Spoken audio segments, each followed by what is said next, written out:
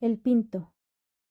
Chilindrina era una perrita poblana, gordita, muy lavada, muy blanca, con un listón azul al cuello, siempre dormitando en las faldas de doña Felicia, su ama, que era dueña de un estanquillo, y había concentrado en ella todo su amor de vieja solterona.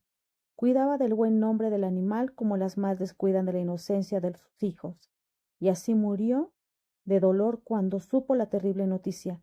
Chilindrina, la doncella, sin mancha, había tenido amores con el capitán, escuincle horroroso de un zapatero vecino. Frutos de esos amores fueron la Diana, el Turco y el Pinto de quien voy a ocuparme. Era un perro de pueblo enteramente flaco, de orejas derechas y agudas, ojo vivaz, hocico puntiagudo, grandes pelos lacios y cerdosos, patas delgadas y cola pendiente. Era de esa clase de perros de raza indígena, que tienen una semejanza con los lobos de color amarillo sucio, manchado de negro, lo que le valía su nombre de Pinto. Su historia puede encerrarse en estos capítulos: el hogar, el cuartel, la calle, la vagancia. Muy pocos días duró bajo el brasero, en el cajón de vino lleno de trapos manchados de petróleo, que le sirvió de cuna. Aún no abría bien los ojos, que tenían esta opacidad azulosa de recién nacido. Aún su paso era débil, cuando lo regalaron a la primera que lo pidió, y fue doña Petra, portera de los 6 mesones. Señora fea que, no teniendo quien la amara, amaba a los animales.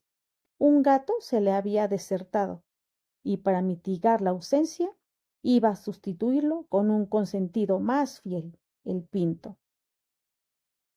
Con calma maternal, daba las migas de pan en leche al tierno niño, lo acostaba en un rincón envuelto en trozos de alfombra, lo arrullaba en un rezago, y en horas de quehacer lo exponía al sol tibio de la mañana. Ahí reposaba el Pinto, cazando moscas al vuelo, dando paseos cortos, oliendo las junturas de embaldosado, y acostándose de nuevo previas dar las vueltas de ordenanza. Creció y comía entonces las sobras que daban a su ama una familia de la vivienda principal. Su vida era sedentaria, se reducía a vegetar y no salía del zaguán de la casa, porque sentía un temor invencible por los transeúntes, los coches y los perros más grandes que él. Cuando el ama salía, lo dejaba encerrado, y más de una vez se oyeron tras la puerta aullidos lastimeros, los que le respondían frases coléricas de los vecinos nerviosos. Vivían arriba 2 niños que, al irse al colegio, le arrojaban un pedazo de pan, y al volver le hacían un cariño diciéndole con voz muy dulce: Pintito, toma. Y tronándole los dedos, los llamaban en dirección de la escalera. Y él, sí, por supuesto los hubiera seguido, pero le inspiraba serios temores a aquella ascensión peligrosa, y sobre todo la opinión de su ama. Un día se decidió a subir.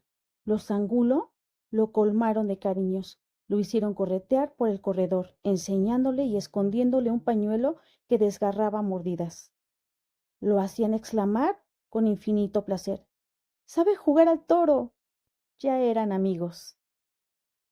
Ya el pobre Pinto seguía a la criada hasta el colegio, y con disimulo señalaba su huella en todas las esquinas para reconocer el camino.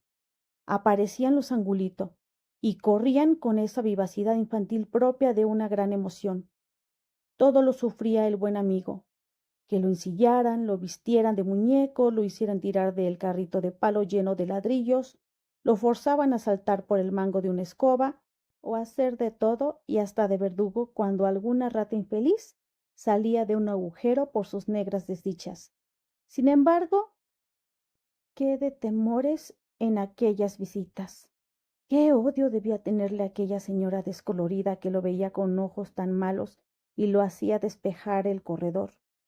Una ocasión los niños lo llamaron, como otras veces, y él subió. La criada lo esperaba tras la puerta, y lo llamaba cosa rara, con voz dulce: cosa rara. Acudió, y entonces lo suspendió por el aire, tomándolo por el pescuezo, lo llevó a un rincón del corredor, le restregó el hocico contra un ladrillo sucio y le pegó de escobazos. En vano aulló, en vano decía con los ojos, yo no he sido. La fuerte mocetona le pegó duro y los niños lo veían con inmensa compasión tras los vidrios. Pobre Pinto. Su ama lo abandonó días enteros que pasó en las calles oliendo todos los rincones y en busca de ella aulló a la puerta de la antigua portería hasta que una vecina se compadeció de él. Era una mujer de cascos ligeros que tenía amores con un albañil. Hacía 3 viajes diarios hasta la Alameda para que comiera en una banca el señor, aquel lleno de cal. Gravemente sentado esperaba que le echaran su piltrafa de carne como perro bien educado. No parpadeaba. Según el amor de su nueva ama, pasó a un soldado, y supo lo que era la vida de cuartel. Comió el vil rancho, tuvo amistad con gentes malignas, pero sucedió lo que tenía que suceder. El regimiento salió y de nuevo lo abandonaron. ¿Qué comer? Si se detenía en la puerta de una fonda, le aventaban tenazas. Si iba a una carnicería, lo pateaban. Si encontraba un hueso, se lo arrancaba otro can famélico más fuerte que él. En aquellos días se apiadó de él un viejo de barba blanca y sucia, pantalones rotos y zapatos llenos de agujero. Era un mendigo que se fingía ser ciego. Todo el día se la pasaba en la puerta de las iglesias donde había función o jubileo. El amo apoyado en el grasiento bastón en forma de báculo, y él amarrado del cuello con un mecate lleno de punzantes hilos. Comió las tortillas heladas y los mendrugos de pan frío de la miseria. Sufrió los palos de más de un sacristán, y tenía también en aquella época un aire de mendicidad. La cabeza gacha, los ojos tristes, el rabo entre las piernas y hecho un esqueleto. Estaba predestinado para un martirio. Su amo, el falso ciego, robó una vez y lo condujeron a la inspección. Terrible noche al aire libre. La pasó en la puerta de la comisaría y nunca olvidó la escena del día siguiente. El rostro demacrado del amo, que acompañado por muchos pillos, con un jarrito colgado a la espalda, entre 2 hileras de gendarmes, fue conducido hasta Belén. Hizo entrar, pero no tuvo ni una mirada de despedida de su amo, y sí, un culatazo de un centinela. ¿Qué hacer? ¿Caminar acaso? Anduvo calles y más calles fatigado, sudoroso, sediento, y lo recibía en los barrios con ladridos de amenaza. El hambre lo postraba. Ni una fonda, ni una carnicería, nada. El aislamiento, el verano de los calores quemantes, la repulsión en todas partes. Buscaba la sombra en el hueco de un zaguán, y crueles porteros lo espantaban. Seguía a alguien, y aquel alguien, al entrar a su casa, le daba una patada. En el suelo lo dejaba, le cerraba las puertas en los hocicos. Pobre Pinto, 2 veces intentó olvidar con el amor su desdicha, pero las 2 fue desgraciado. Ya casi había conquistado a una desconocida, cuando un señor alto moralista, tal vez, lo espantó pegándole un bastonazo. Lo iba a machucar un tren, y perdió a la dama.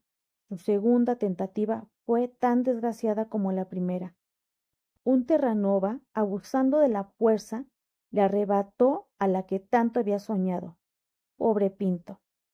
Llegaron aquellas noches interminables de vagancia, aquel husmear continuo en todos los rincones, a la puerta de las accesorias, esperando que arrojaran al caño el agua sucia de la cena, para pescar un hueso y huir con el hueso donde nadie se lo disputara, rebuscar en los montones de basura, seguir a los ebrios para... Qué fúnebres rondas hacía con otros compañeros de desgracia. Se olfateaban los unos a los otros para saludarse, se mordían, ladraban, y un vecino les arrojaba agua desde un balcón, dormían hechos rosca en el dintel de una puerta, Eran noches de pesadillas terribles. Pinto soñaba estar en una azotea con la cazuela de sobras repleta. Subía a la diana, le hablaba de amores junto al tinaco, le decía, eres mi vida. Y ¡paf! Un señor que entraba a deshoras a su casa lo despertaba con un puntapié. Aquello no era vida. Los carretones de basura no traían ni un solo hueso que roer, y cuando lo había, la fuerza bruta se lo arrancaba de los dientes. Evocaba aquel pasado siempre adverso. ¿Para qué había nacido? Sin creencia, sin paraíso, sin palabra, siquiera para pedir un mendrugo, y cazaba moscas al vuelo o saciaba su sed en los charcos. Una mañana lo llamó un señor y le arrojó un pedazo de carne. Al fin. Sí, sí. Había indudablemente un espíritu protector de hambrientos. Sintió una embriaguez de placer al aspirar el aroma tibio de aquella pulpa, y era fresca, y la comió con glotonería. Un fuego devorador circulaba por sus venas. Parecía que desgarraban sus entrañas. Sus miembros se estremecían en dolorosas convulsiones. Tambaleaba como un ebrio y por fin se desplomó. Lo habían envenenado. ¡Qué cuadro! Yacía en el lodazal. Todo fue crueldad en aquellos momentos. Un carro al pasar le trituró una pata. Había un círculo de curiosas criadas que volvían de la compra, mandaderos con una canasta en la mano y que se entretenían en picarlo para provocarle largos estremecimientos convulsivos. La cabeza caída, los ojos inyectados fuera de las órbitas, los blancos colmillos descubiertos, la lengua de fuera, el hocico abierto, y el babeante, la respiración de un sofocado, y las patas agitándose en nervioso desorden. Y aún en su agonía lo asusaban y se reían de sus contracciones de epiléptico. Ni una queja, ni un ladrido. Los niños Angulo pasaron y se detuvieron. Sus ojos infantiles lo vieron con gran tristeza y los oyó murmurar. Pobrecito. Y se pareció al Pinto. Era el Pinto. Qué flaco estaría para ser irreconocible después de un último sacudimiento. Quedó inmóvil. El carro de la limpia fue su ataúd y el muladar su cementerio. Ahí, sobre montones de ceniza, cascarones de huevo, zapatos rotos, harapos y momias de gato, fue arrojado junto a un casco de botella. Quizás lo hubieran devorado los mismos que lo acompañaron hasta su última morada. Si no hubiera habido otro entierro, el de un caballo que llegó en su carretón con una bandera blanca y escoltado por canes hambrientos que hicieron de sus despojos una atroz carnicería.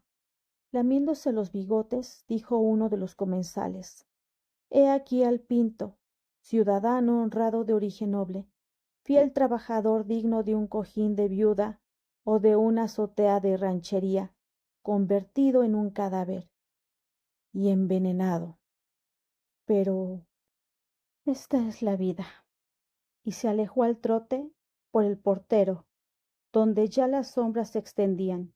El crepúsculo daba un fulgor sangriento a aquel cuadro y perfilaba en el horizonte las siluetas macabras de esas limosneras que remueven la basura para encontrar hilachas.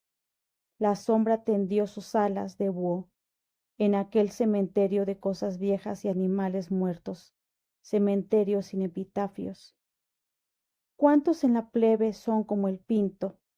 ¿Cuántos desdichados hay que con forma humana no son sino perros que hablan y que visten pantalones? Autor Ángel de Campo. Colección Metropolitana, número 46, El alma de la ciudad. Voz Patricia Benavente.